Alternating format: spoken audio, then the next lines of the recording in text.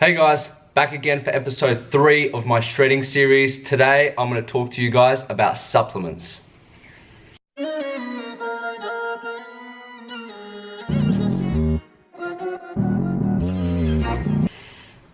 Okay guys, so to kick off this video, I'm going to start with a topic, and it's just going to be the supplement industry as a whole, just to open your guys' eyes a little bit into what they're trying to sell you and how they're trying to manipulate you into buying their products. Now, most supplement companies do this, and you'll see the standard one in MuscleWorks or something. It'll have some guy on steroids on the front, huge as cheeseburgers, and they're trying to say that you'll look like this if you take this supplement, which is wrong for pretty much every supplement they're trying to sell you.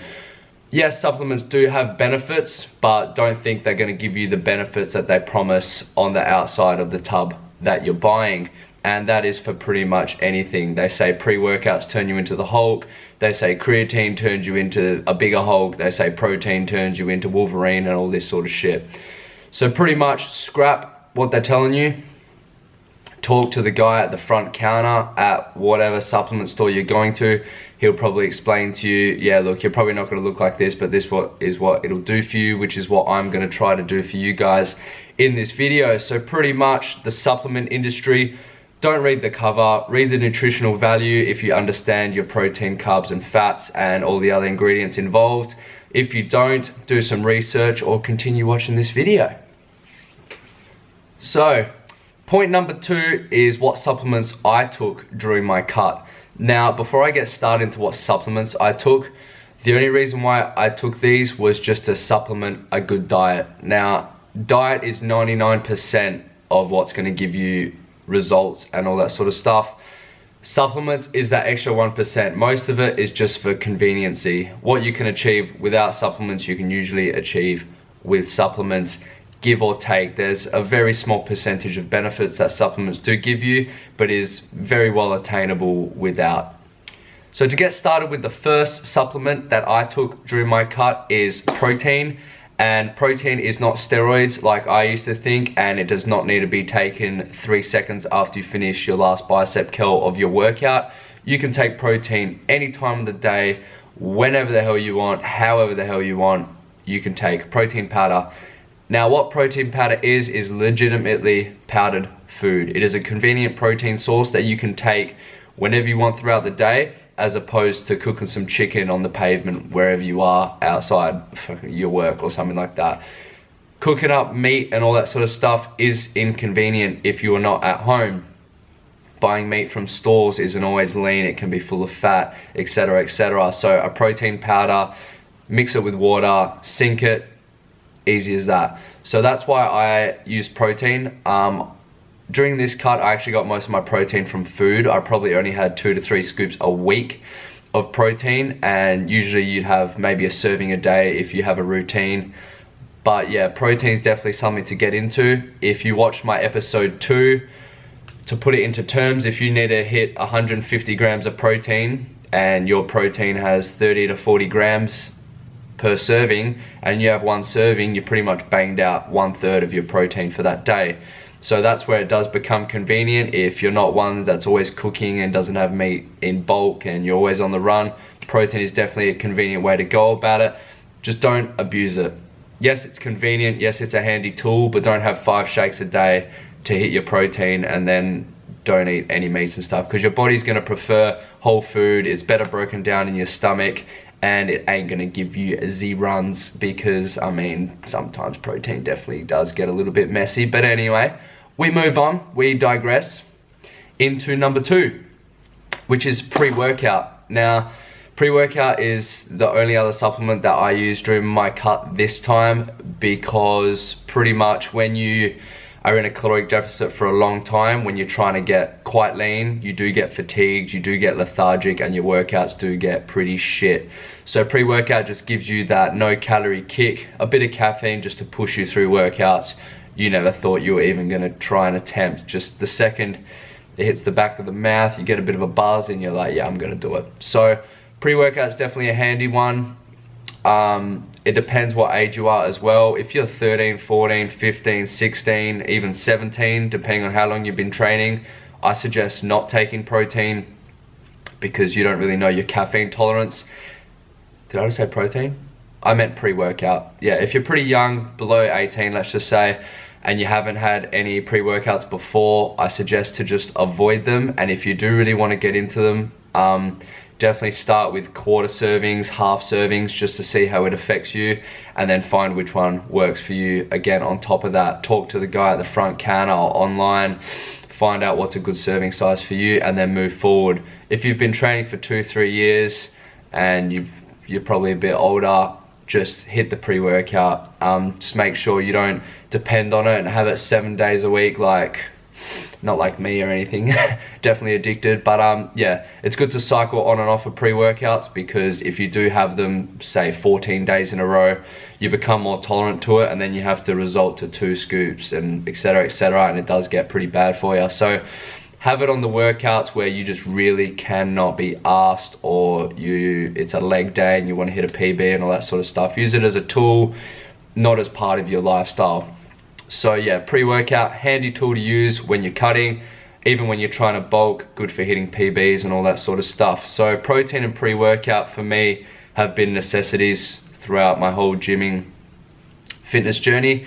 And that's all I've been taking for this cut. And now I'm going to go into some other suggested supplements that I have taken in the past that I do suggest, but I just haven't been taking at the moment, because I wanted to see if I'd struggle more without them, what would happen if I didn't take them, and also just financially, I'm definitely a broke man. So I've taken some financial savings and not logged into my protein to buy supplements. So the other 2 supplements I do suggest are BCAAs, which pretty much what they are is they're branched chain amino acids, which are little strands of protein. And what they do is they help with recovery and all that sort of stuff. And during a cut, they are said to retain your muscle rather than letting your body break that down into glycogen. So if you are cutting down, BCAAs, definitely something to get into. I probably should have been taking them during this cut. Again, it's only that extra 1-2%, and some of it is placebo. If you're taking supplements and you're like, oh yeah, it's gonna help me maintain muscle, you're probably gonna train harder, and you're probably just gonna think you're maintaining muscle, because it does have that effect. So BCAAs are a good one to get into. Second one would be creatine. Creatine, definitely really good to take during a cut as well.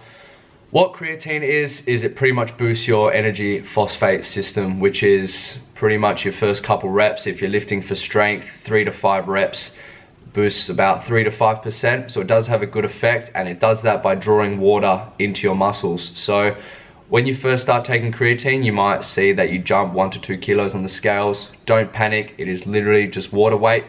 And I don't know if you guys know, but water is, I believe, 70 to 85% water.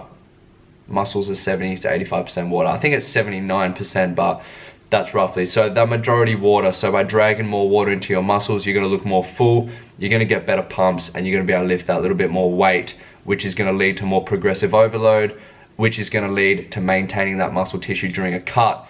Now, creatine is something I have been taking for a long time, but during this cut I stopped just for the financial side of things. But creatine is actually really damn cheap. I'm pretty sure it's like, from my protein, it's like $7. Don't quote me on that, but it's cheap as cheeseburgers. So protein, pre-workout, BCAAs, and creatine are the 4 supplements and the way to go if you're gonna go and get into supplements. Now, what I will say is, again, with or without, not the hugest deal. But what it does do as well, by investing money into the gym, by buying these supplements, even though they might only benefit you 2 to 4 to 3 to whatever percent they're going to boost you, by investing money, that's going to urge you and keep you committed more to the gym. If you give the gym $10,000 and say, if I don't go to the gym, you keep the money, you're going to go there every day, aren't you? So by buying supplements, yeah, for some of them it might be a pointless investment. You might not like them, you might think they're shit, and you might just not like them. But if you do want to get into supplements and have a try, by investing money into the gym, it's going to keep you going for a longer period of time and keep you more committed to making your sessions. So that's really all there is about supplements in terms of cutting. I'm only on protein and pre-workout at the moment. Creatine and BCAAs are probably going to come into my diet again once I start bulking, which was yesterday. So I'm back into a lean bulk for a little bit, and I'm going to take you guys through that. I'm going to make kind of like a lean bulking series and just vlog my workouts and show you guys what I'm eating and how I'm tracking my lifts and all that sort of stuff. Maybe even let you have a peep at the program and how I sort of train and all that sort of stuff. So that is supplements in a nutshell. If you want to know more about supplements, and I can make a video on each supplement, break down the science and go forward with that. This is more just a brief overview of the 4 main ones I suggest if you are hitting the gym and you want to build some size, and especially if you're cutting down, some supplements that could help in keeping you having that lean, full look. So thanks for watching. This is the last of my little shredding series. I just wanted to explain all the 3 principles that if you put together, you will achieve the results that you want.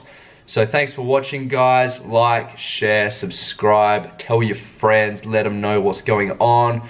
Lean bulking coming up ahead. I'll let you know how to stay lean whilst trying to put on some size. So thanks for watching again. I will see you guys in the next one.